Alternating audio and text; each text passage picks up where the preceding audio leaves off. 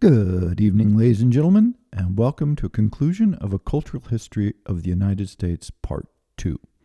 In the first part, I looked at how the cultural ideals and power of the United States shapes the individual outlook of American citizens, and now I want to look at how those same influences spread around the globe and impact people outside of the United States.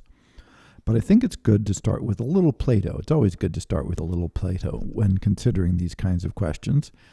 And there's an incredible parable at the end of the Republic, Book 10, I believe, at the end of Book 10, in which the gods and fate are together. And because it's Plato, he's talking about all kinds of mixed things. But the final sort of myth that he proposes is that all the souls of creatures are gathered together in a big pile, and the lots of life are spread out, and the little little piece of clay has written on it the shape of the life. You could be a great tyrant who is killed in battle. You could be a famous hero. You could be an athlete. You could be a lion. You could be an eagle. You could be all of these kinds of things.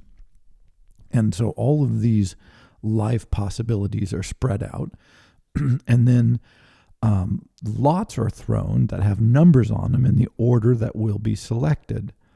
And the gods announce that there are more good lives to be chosen than there are souls present, so don't have to worry about when you select. And that a discerning man will be able to achieve a life of quality regardless of which lot is selected. And a person who has no discernment will be able to do themselves harm and damage regardless of when they select. So you can go wrong early or late, and you can go correctly early or late. So it's a very interesting setup. So there's more different lives to choose than there are souls. And there's the possibility that every single person who chooses can have a quality life if they are people of discernment. So this is the key idea. And the person who chooses the last number, or who is assigned the last number, gets the lowest chance to pick, is Odysseus. And so everybody goes through and they pick, and again, some people pick eagle, some people pick swan, some people pick to be tyrant, some people pick to be famous athletes. They go through selecting their lots and selecting their lots. And when everybody else has gone through and taken all the things that people want, Odysseus gets the last lot. And he looks around and he looks around and he finds the life of a quiet farmer who is contented to mind his own business and live a life of, basically peace.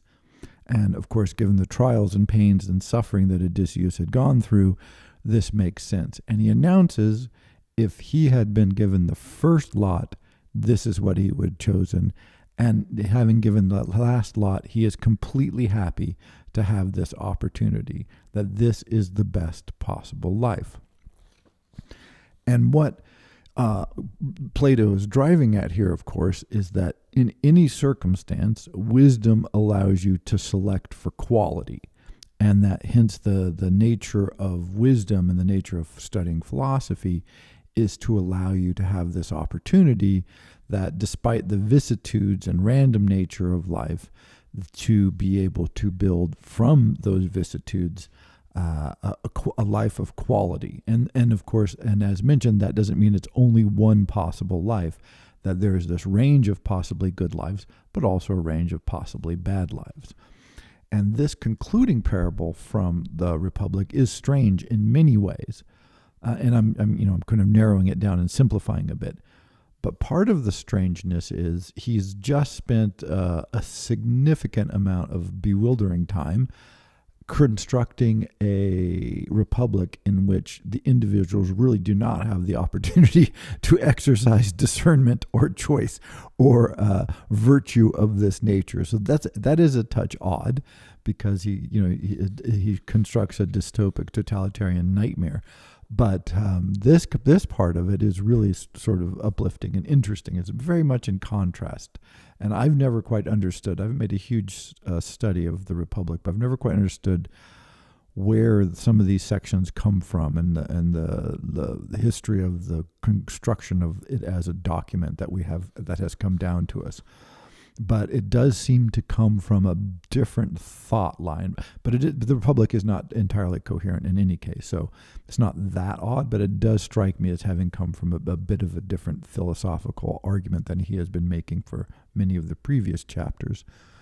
Nonetheless, it presents this fundamental idea, which I think is important for us to contemplate in this juncture, is that it is what cultural narratives do is they tend to tell us how to live a good life. And so if you read the Iliad, if we stick with the Greeks for a second, they had a perfectly clear definition of, fulfilling your obligations, being brave in war, being loyal to friends, being true, being powerful, being mighty. And then you read the Odyssey, and it's more subtle and more complex. And then you read the Republic, this particularly final narrative, and it suggests it's more subtle and complex again, that there's many different ways to live a quality of life, and that wisdom is in discerning which patterns and which opportunities are going to be best for you and which are going to be most poisonous for you.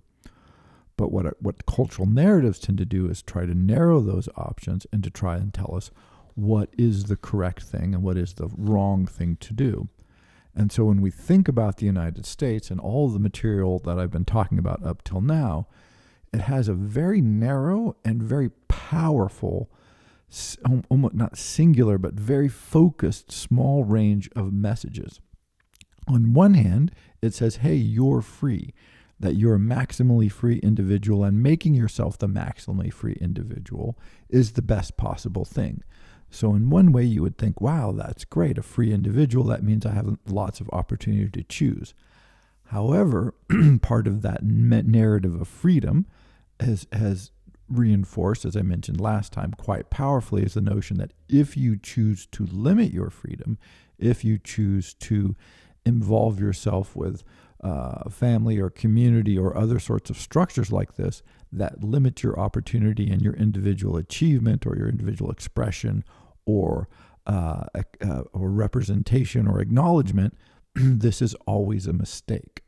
And so the one thing you're not free to do within that cultural narrative is participate in communal activity, right? It's that's the definition of freedom, is to be an individual, and to the degree that you decide to abrogate your own individual, even if freely chosen, then you've made a mistake. And this is what we're told relentlessly in society. It doesn't take that much interest to track down those kinds of stories.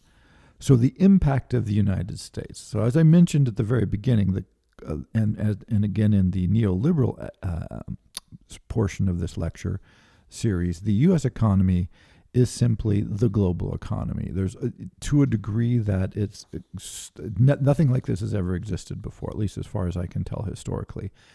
Because just as one numbers, you can throw out so many numbers, I don't want to overwhelm people with numbers, but there's about $21.5 trillion in U.S. Treasury bonds and notes out there in the world doing various things. And over half the global trade is in dollars. It's actually much higher than this, but even just officially is denominated in dollars. To a very real degree, the dollar underwrites, and U.S. Treasury notes underwrite, and bonds the global economy full stop. And so this is why the 2008 financial crisis sort of exposed this, because when debt markets began to seize up, what happened was not like, oh, some banks got affected and some, financial institutions were in trouble, but global trade was on the point of freezing. Whole import-export markets shut down temporarily, fortunately, but one could see that if this had gone on very long, it would have been permanently. Like they just could not operate. Once the U.S.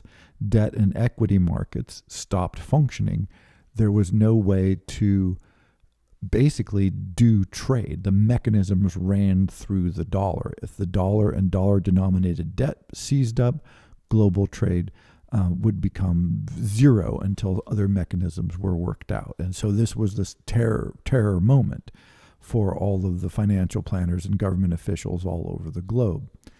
And so that power, when you live in a world where at the very base it is the U.S. Treasury, this gives the U.S. and the U.S. global outlook unprecedented authority and unprecedented power and influence. And this is why, like, China is always trying to come up with an alternative. India, Russia, all kinds of countries keep trying to come up with an alternative to the dollar.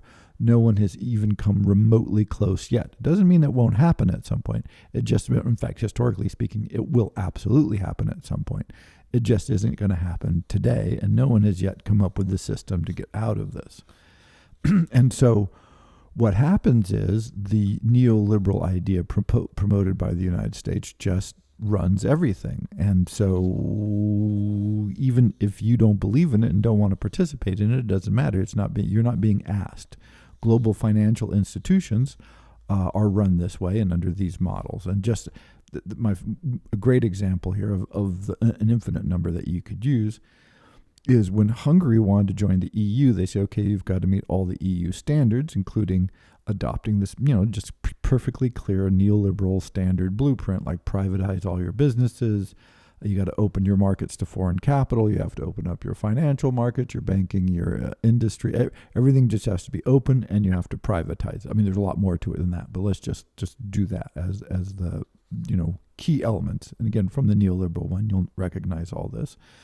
And so lots of state-owned industries in Hungary were privatized, and that privatization was paid for by generally borrowing lots of Swiss francs and lots of American dollars to fund this. So now again, this is an American program, or not entirely American program, but it's American outlook from neoliberalism saying, hey, you have to privatize if you're going to join this sort of neoliberal global financial system that the EU represents. You've got to buy into this system, so you're going to adopt these neoliberal principles. You're going to put them into your economy, and the way you're going to fund that is by, okay, now you're going to be integrated into the global financial system because you're borrowing capital on global financial markets. Spectacular. By the way, this is about 2004. So Hungary does some significant transformations of its domestic economy to meet the EU standards and to enter the European Union. And it's like, wow, that was a big lift. That was disruptive of our economy in the ways that people had been living for their whole lives here in Hungary. Yikes-osaurus, big price paid both domestically and by the individuals who had to go through that. See the businesses they had worked for privatized, maybe they got fired, maybe the futures they had imagined have gone away. Housing markets are going to be liberalized, like all the standard playbook. Well, then the 2008 financial crisis rolls around. And having just been instructed to privatize your economy and to take on massive debt from the foreign markets that you've just integrated yourself into, holy cow, whoa, the debt costs skyrocketed, the value of their currency plummeted. And so there was massive dislocation of the Hungarian economy. I mean, really super dramatic dislocation. And so,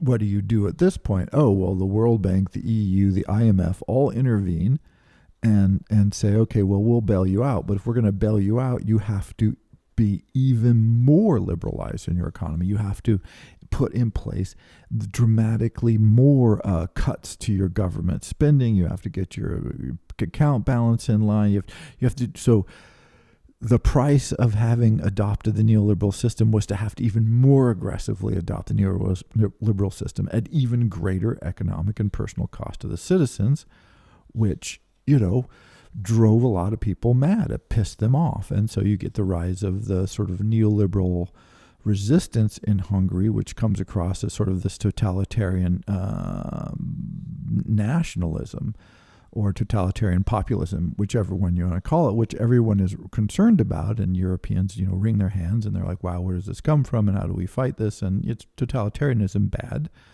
but where it comes from is in not hard to track down. It was from this pain that was imposed. And so all of these people in Hungary, and this has happened not just in Hungary, I just use it as an example because it's one that's prominent in the news these days, saw their economy transform not once, but twice in a really short order to meet these sorts of global standards with the promise of a better future. That's the promise. You're going to do this pain, you're going to suffer, but you're going to get this better future. And if you look at the global financial institutions like the World Bank, with over 100 countries that receive World Bank loans, and the IMF, that it is, you're either integrated because you're a developed first world country who's trading along these lines, or you're a developing or underdeveloped, quote unquote, countries that are borrowing and trying to fund their way into this process, all with this promise of this better future. What, pray tell, is this better future? And this brings us to the second part of, or another part of, U.S. global dominance, and this is culture. And to the extent that the U.S. is a financially globally dominant institution like the world has never known, I think without doubt you can say the same thing, but maybe even more, which is that's a crazy claim to make, and it's subjective, so it is hard to really prove this in any absolute sense. But I think if you reflect, no culture has ever had the reach, the power, and the just systematic influence that American culture has over the last 60, 70 years.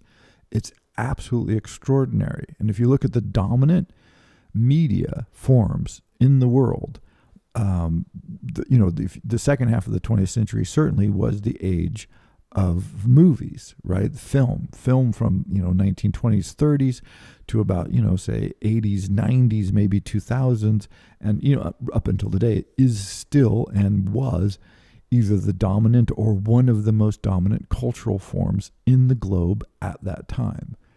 And who dominated film? If you look at the 200 top grossing films of all time, there's different lists. And so I went through several of these lists. It could be rather tedious, I must say.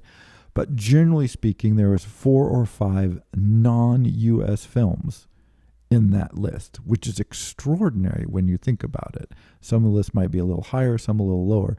But what it says is, let's just say, be conservative here and say 190 of the top 200 grossing films of all time came from one cultural font, from one country, from one source. And this is crazy because the U.S. is 5% of the global population, and the language is spoken,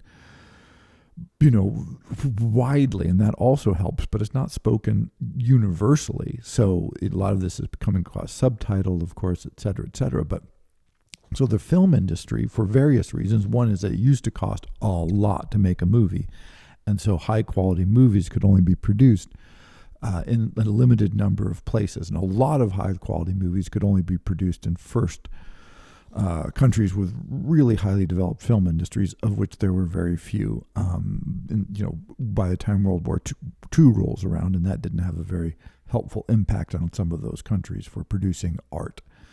The example I like is in post-war Japan.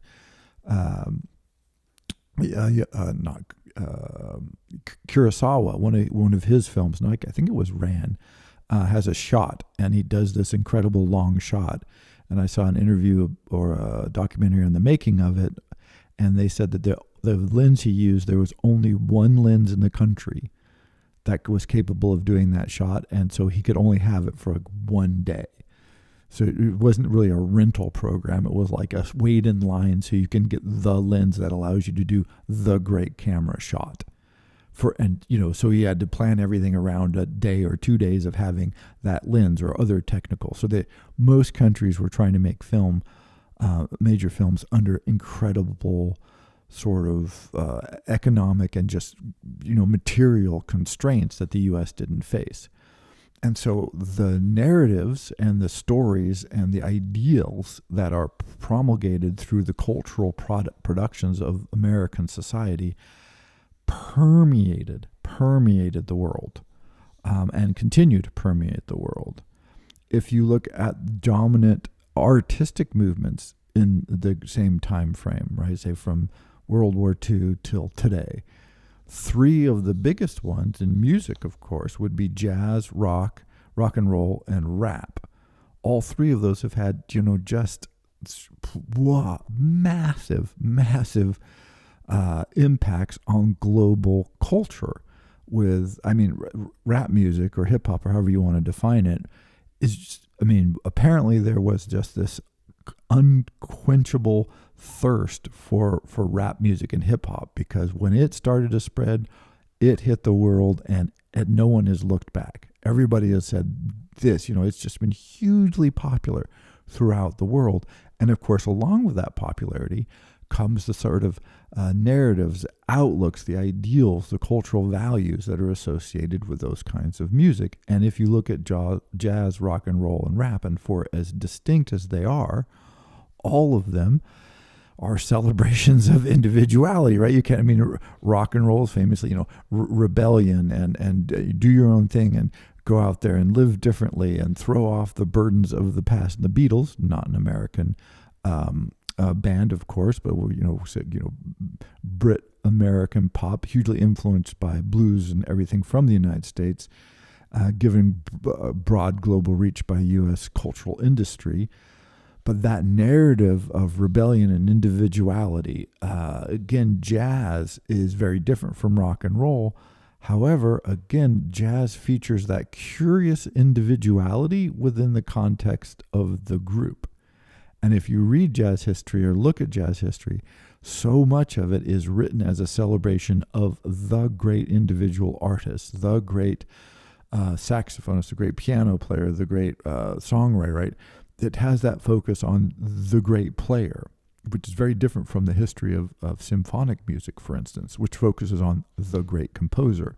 Jazz is a celebration of the great performer, and it's played in much smaller jazz, more urban, smaller clubs, very different environment, very different cultural feel that jazz brought to the world. And it was incredibly, we've lost this now because we don't recognize, but if you look at someone, I'm trying to think of, if you look at Steppenwolf, the novel by Hermann Hesse, you'll see that in there, the main character he says, this is just awful music, right? This is the end of civilization. This is the fall of everything. This is, the cohesion and rationality and beauty and the perfect form, all the stuff that we're supposed to be working for is just being destroyed by this sort of base, primitive, as he would call it, music. Like, it was shocking to people. It was controversial. It was outlawed all over the place at various times. And part of it was because it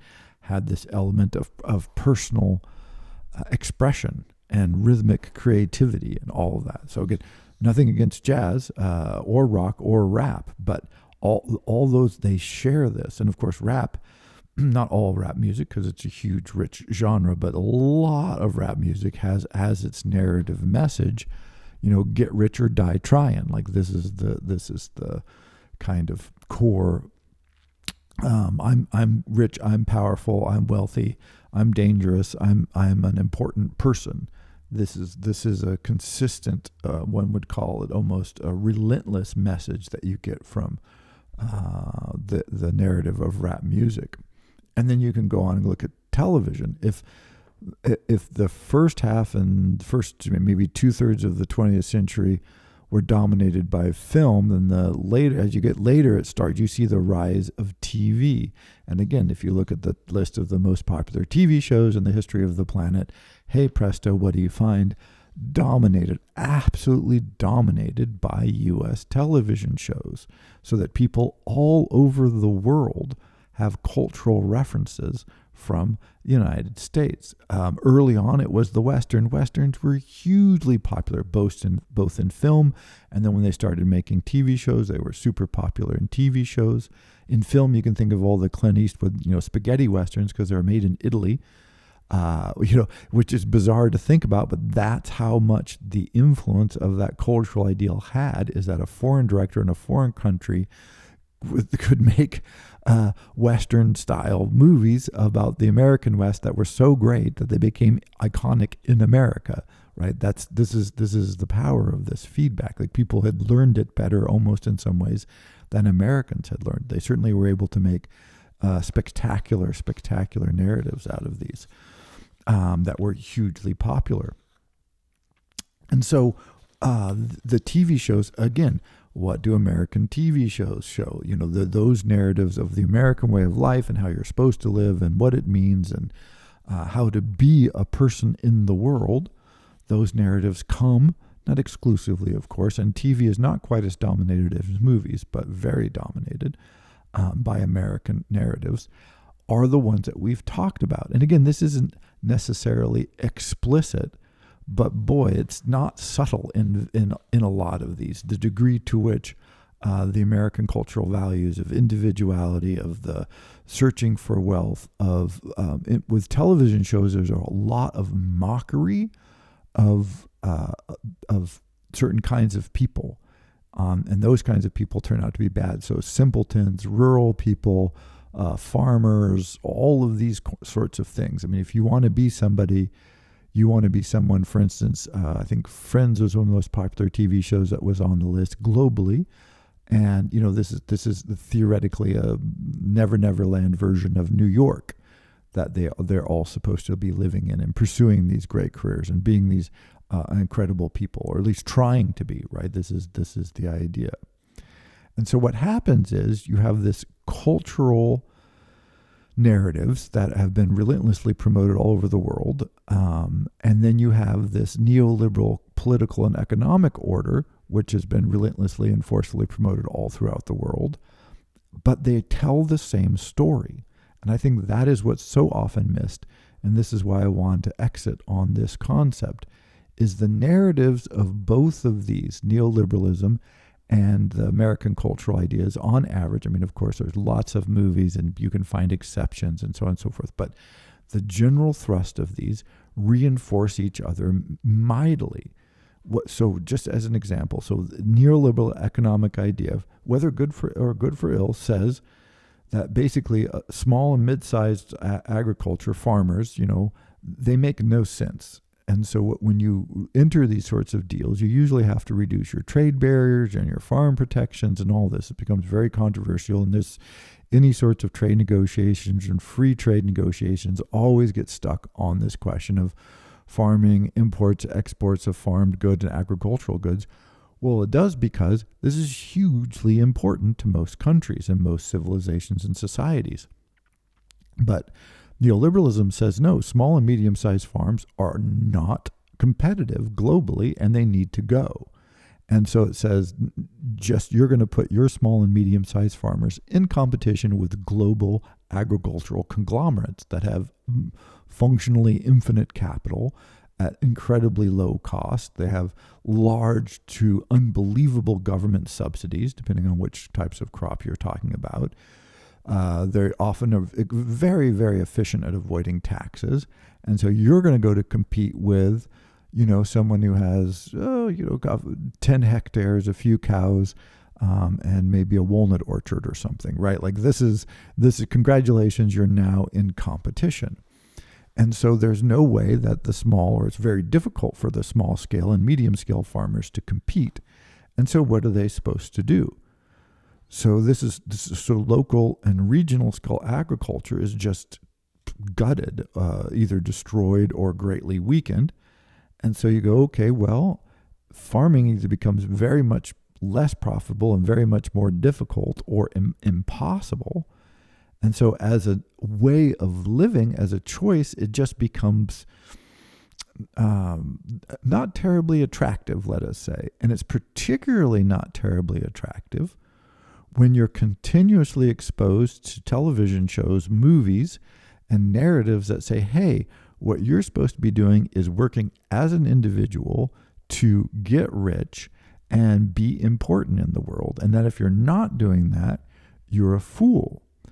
And so lots and lots of people looking at this say, if I stay home, say I was born on a farm, if I stay home and decide to work on a farm, it's going to be, in this case, it would be familial. It's probably going to be more communal because you have to be integrated in your local economy if you're going to make local agriculture work.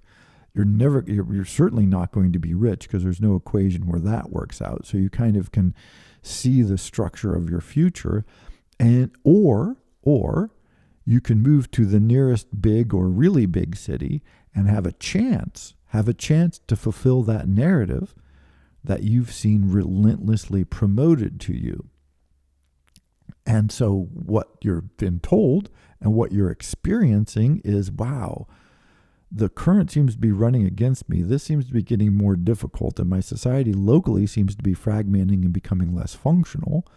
Meanwhile, wow, everything I read, everything I see, everything I hear is the local big city. And this doesn't matter if you're in Lagos or you're in Berlin or Munich or Paris or Rome, right? Or London. These things are booming, absolutely booming. And the thing is, it's true. These cities are booming. They do have a differential chance for success because the scales of efficiency that the global neoliberal order wants produces precisely this. The winners of this system are going to be those who are clearest or most closely located and tapped into global flows of whatever it is, of currency or financial markets or legal markets or corporations, where they're based, where they operate, where their core functions are. That is going to be in this global scaled economy that has absolutely nothing to do with whatever region or location you're in. So, super wealthy lawyers who work for major corporations in, say, London, theoretically have the same job being a lawyer as a lawyer who's working for a series of small businesses in northern England, but functionally they're on different planets. They're responding to, the scale of what they can achieve. And so lots of people look around and they go, wow, it's getting more difficult for small and local scale things, which it is. This is not wrong. And there seems to be a greater opportunity at the least to do really, really well if I move to the big city. Again, not wrong, because of this is what, this ideal that the American has been promoting creates functionally on the ground. And so and then again, you're reinforced with that message that says, really what you should be doing is going for you. It's like, okay, well, I'll leave what I know. I'll leave my family and my friends. I'll leave my local region, and I'll strike out to the nearest big city where I can have the chance to do great and make something of myself. And significantly, that's something that you want to make of yourself is often, as I've had articulated to me many, many times by people from different places all over the world, it's just like the American story written down and handed around in a 3x5 card. They just repeat it back to you, even when they cannot articulate clearly why they think this or where this idea comes from. They just know that it must be true. And this is one reason I wanted to make the series, is because I've been hearing it reflected back to me so often, even when the evidence that this lead to the best possible outcomes for the most people who feel good about their lives, there's no evidence of this. And this is what Plato was driving at. Plato was saying, our cultures are going to give us things to choose, and our experiences are going to shape what we choose. But it's wisdom and the function of philosophy to help provide us with wisdom to search through all this and go, ooh, is my life going to be better if I make this move to the big city? Will this actually dramatically improve the quality of my life? And that's why Odysseus, standing there at the end and going, no, I want to choose the small, quiet, rural life. That's the best possible life, because that's the one that avoids all these other pitfalls. And his choice is it's a functionally and consistently laughed at, mocked, undermined throughout vast swaths of American popular culture. This is just not what you want to do. This is not where you want to go. This would be silly. And so I'm trying to think. The only one I could come up with, and I've never been able to watch it because it's so stupid at the beginning, is maybe the narrative of Avatar that says, oh, you want to be part of a communal life. But even there, I would quibble with the narrative. I've read it. Like I said, I've never been able to make it through that movie because it was so stupid on so many levels. But you could maybe say that one which is super popular. So that would be an important exception, of course. But But this consistent narrative is just reinforced. And so what does this lead to? What does this all add up to? And this is why I said, okay, Louisiana versus the Netherlands. And at first blush, this seems a bit strange because Louisiana is a state, the Netherlands is a country. But Netherlands has about 17,000 people. Louisiana has about 5 million. So it's about 3 times the size of Louisiana. Louisiana is much bigger. It's the reverse. So Louisiana has about 43,000 square miles to the Netherlands, 16,000 square miles. So the population density in Louisiana is much lower than it is in the Netherlands. Louisiana, larger country with a smaller population. And you go, oh, okay. But famously, the Netherlands is, always scores pretty highly on all your, global rankings of good things. The poverty rate in the Netherlands is about 0.3%.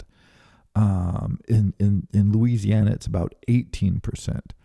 Education in the Netherlands is generally considered one of the best in the world, and it's free, and et cetera, et cetera. And Louisiana is one of the worst in the U.S., 47, 48, depending on who's scoring, which is, we've got some bad education. And on average, overall, the U.S. isn't doing that great anyway. So they're one of the worst of a not very good selection. Crime rate in the Netherlands is some of the lowest in the world. In Louisiana, you have some of the highest U.S., which is... you start in the U.S., we have plenty of high crime rate, and then you add in, it's really, the crime rate is amazing for the population scale in particular. Life expectancy in the Netherlands is about a decade longer, a little more than a decade longer than in Louisiana, and falling in Louisiana, by the way. So not only is life expectancy a decade lower, it's getting shorter. So that's pretty amazing. And so you go, wow. Why these outcomes? Why choose these outcomes? And I would say because it highlights that culture matters, right? That they really matter. Because when I've talked to people about this, one of the things they've said is like, oh, but the Netherlands has for years, and again, this is true for decades, pumped massive amounts of oil and particularly natural gas, and taken that money and reinvested it in the Netherlands. And so they've had sort of a bit of a cheat code. They're also really good at global trade. They're hugely agriculturally productive. They have other cheat codes as well. But one of the big advantages that they've had is that they have produced massive amounts of wealth from their oil and natural gas industries. And it's like, yes, this is true. It is like $400+ billion or something like this, but it's more than that over the last, I think, 60 years for the Netherlands. But what's curious is that Louisiana produces way more oil than the Dutch do, and Louisiana produces almost as much natural gas. It depends; it varies from year to year. And by the way, recently, the Netherlands has been cutting its natural gas production, not because they have to, but because of environmental reasons and some other impacts it's had locally, which just goes to show how rich they feel they are, that they can just abandon this industry. And so, but per capita, the Netherlands is producing far less natural gas and far less oil than Louisiana. And so the petroleum wealth that Louisiana is producing per capita is vastly higher, 3, 4, 5 times. It depends how you score. It depends on the year you look at. So if that's the magic thing, is having all this, wealth from oil and natural gas, Louisiana is awash in oil and natural gas wealth. However, what they've decided to do with that wealth is completely and totally different. In Louisiana, they've decided that it's private wealth, that wealth, of course, rightly and truly belongs to private individuals and private companies, even though much of this is actually on public lands, which is kind of hilarious or depressing, depending on how you want to look at it. A lot of this production comes from public land, and yet everybody has decided that it really belongs to private individuals, read private companies. And so private companies for decades have been getting spectacularly rich, drilling and doing natural gas exportation from Louisiana, which has great ports and all this. but very little to almost nothing has been reinvested in the state. And what the state has chosen to spend the money on in Louisiana is, let us just say, curious at best. But it certainly hasn't been investing it in a high-quality educational system or high-quality roads or a high-quality police force to prevent crime or support for its people when you have a 20% poverty rate. This is just this extraordinary divergence. And the divergence is not explained by access to wealth. And that's why I wanted to pick Louisiana and the Netherlands, because Louisiana is producing vastly more petroleum wealth per capita. And, actually not even per capita, but when you do it per capita, it is vastly more than the Netherlands is currently, and certainly than it was in the past.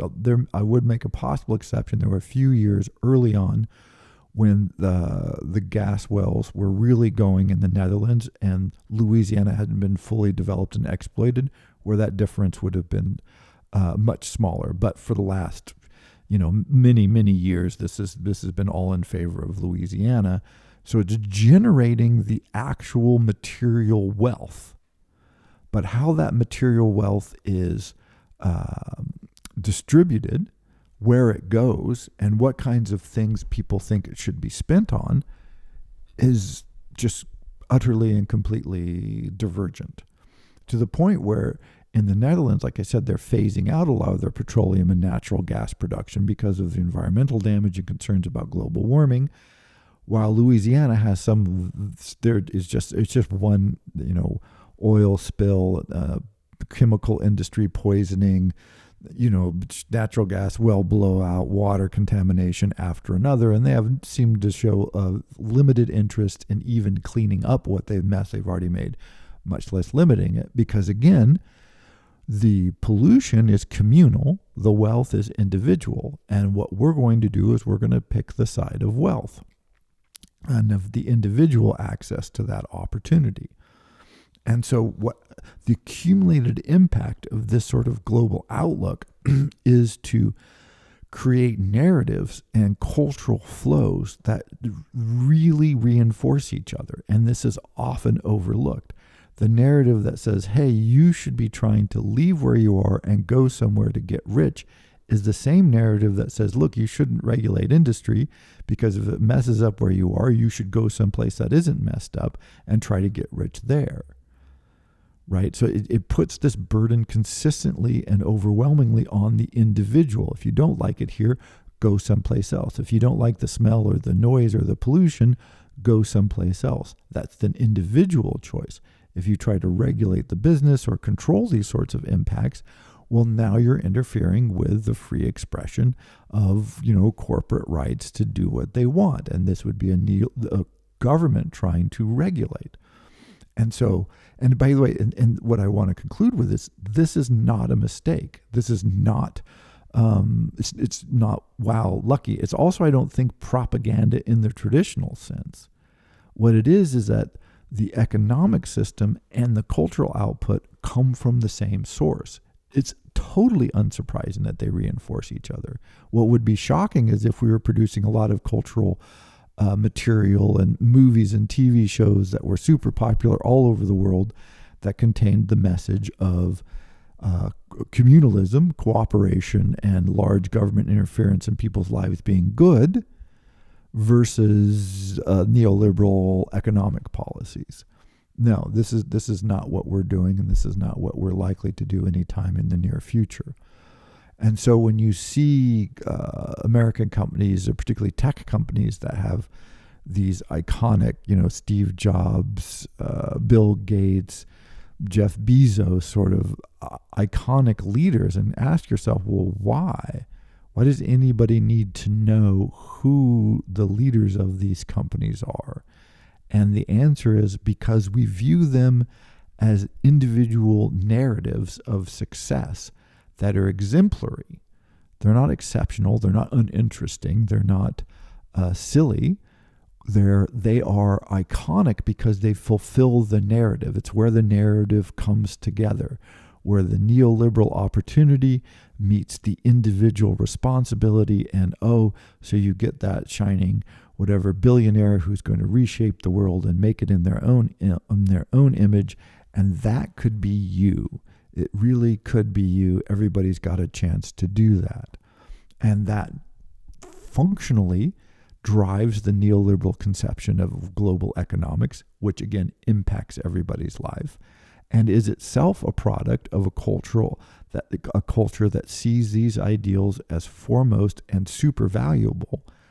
And so it limits our capacity to imagine a different future and a different organization, because we often have these other cultural narratives, the popular cultural narratives, again, from film, movie, music, TV, novels. By the way, American literature is not that dominant around the world. And it's not surprising, because I think there's some aspects of the novel that don't track quite as easily as, say, film or TV to this format. Also, translation is always a tricky issue with the written word.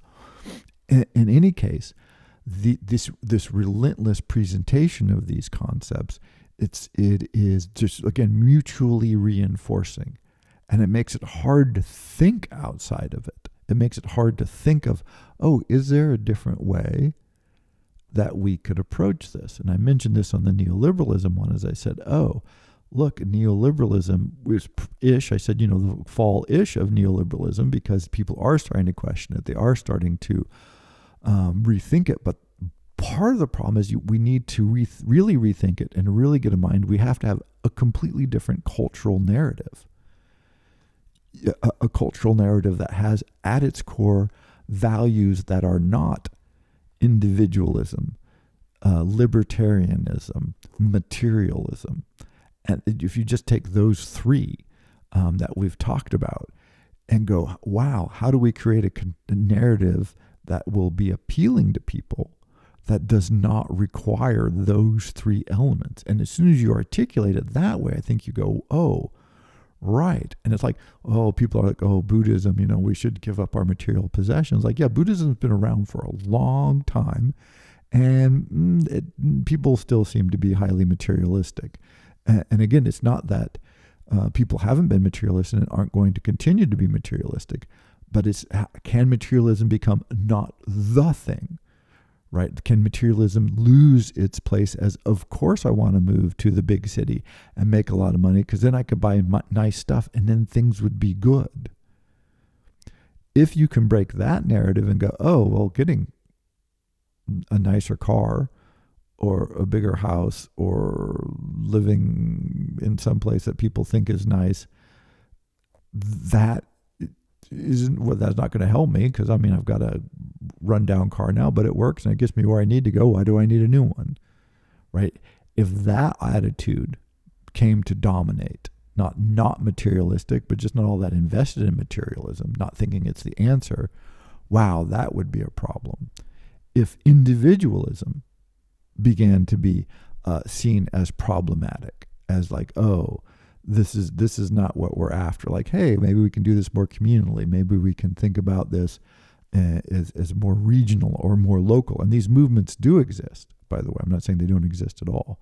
But if those could come to be predominant, then things like global free market would make no sense. You would immediately go, well, look, we're more interested in keeping our regional stuff protected than we are in being in the global free market. So let's definitely do that. Let's just make sure we take care of our local stuff, regional, local, and not worry about, and then go, once that's protected, okay, now we'll integrate with the global market if it doesn't mess up what we're doing regionally and locally. But it's usually the other way around. It's like, whatever we have to do, even if it messes it up, we've got to link with the global market. So there you go.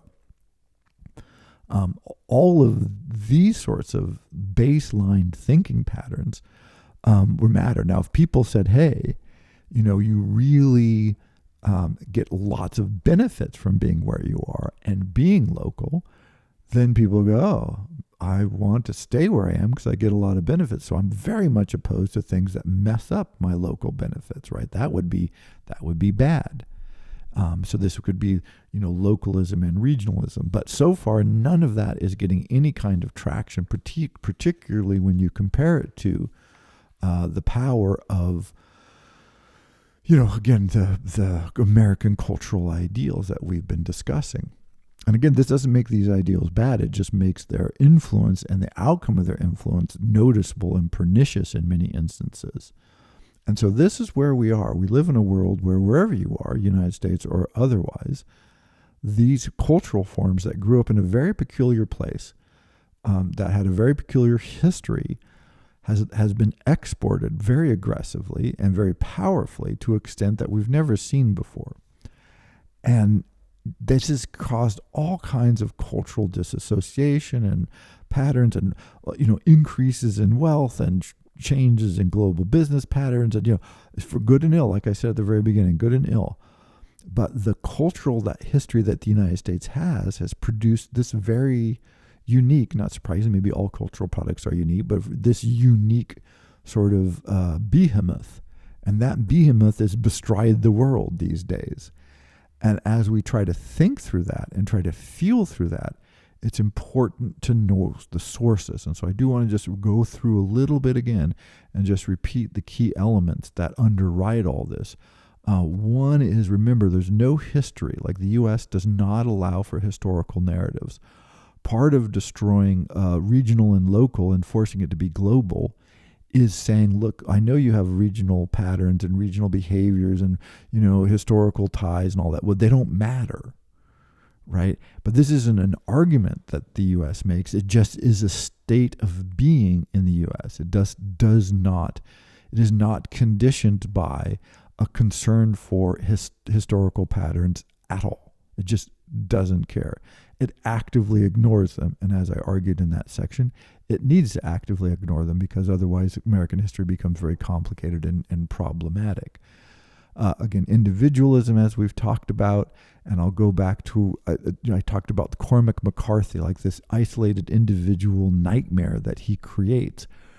As much as I find it disturbing, it is an encapsulation of this violent individual one versus all nihilistic view of the world. And that kind of individualistic outlook that the U.S. has is just powerfully embodied by him. And I think, hence, I don't like his books, but I have to say, yeah, he probably is a great writer because he's captured it. But people think, in the United States at least, that he's captured the truth rather than that he's captured their own nightmarish sensibilities from feeling themselves isolated and under threat and subject to this random nihilistic culture in which they exist. Materialism, again, we've talked about that. And then Calvinism, and then going back to Cormac McCarthy, there is this powerful religious thematic in Cormac McCarthy of suffering and hell and wrongness and not doing the right thing and not being true to the mission. All of this language from the Calvinist tradition is there quite powerfully. And but it goes through everything. It is the judging you for good and for ill. So another example of this, and I know this will seem like a stretch, but it's the only explanation I've ever been able to come up with, is so these totally corrupt, utterly vicious, dictators from all over the world. It's just nobody has a monopoly on this, unfortunately, will take out massive loans from all kinds of global institutions and to enrich themselves to the tune of billions of dollars, to throw them away on stupid projects that enrich their cronies. And then either they get deposed or they get, hopefully maybe peacefully voted out of office. Never happens, but occasionally it happens. And so a new government comes in and the global financial institutions would just stand there and go, well, hey, like, your government borrowed the money. Like, my government wasn't our government. It was this guy had a bunch of guns and his thugs. They borrowed billions of dollars and bought houses in London, right? We didn't. What do we talk about us? Why do we owe you money? Like, well, sorry, you got to pay the money back. And if you don't pay the money back, then we're going to sink your economy. So it's free. It's totally up to you. Do what you want. And I've always thought, clearly this is silly, right? Clearly there's no But if you actually read the language, and I've done this, and to spare you the pain, I mean, of course, there's lots of legal stuff and all this, but what you discover is there this like, well, sins of the father, right? Like they're responsible for what their people have done. And this, if they've either got to live right and get their house together and be the right kind of people, they wouldn't have these problems. But since they're a mess and they have these problems, helping them out does no good. They need to be punished. They need to bear this cross. And I mean that quite literally. You can read the language and it's just very few words removed from bear the cross and suffer. And then if they can right the ship, if they can get over this burden, oh my goodness, now they'll really be in a great position because they'll have proved themselves worthy to the international financial markets. And it's like, what the hell are you people talking about? Like you just loaned a bunch of money to known criminals and shysters and allowed them to embezzle it while taking a cut yourself often. And now you're going to stand there and go, oh, well, yep. These new people, they got to pay for it. They, it's nothing to do with us. We're just here to help out where we can, but you've got to cut all your education spending and stop giving pension to those old people because you have interest to pay on your debt and get on it, right? Where does that come from? Calvinism. This is not a question of law. It's not a question of reasonableness of values, what would help them out most of the time. It is this question of rightness and wrongness and fitness and who is worthy of participating in this system. And if we find you unworthy, we're really going to really cut you off. There are a lot of, global movements that have said, hey, this is just wrong. Like this is a morally bankrupt system. And what's interesting is that is one sort of moral analysis that's being done. But from a Calvinistic standpoint, no, this is purely Calvinistic. Like you've done wrong, you need to suffer.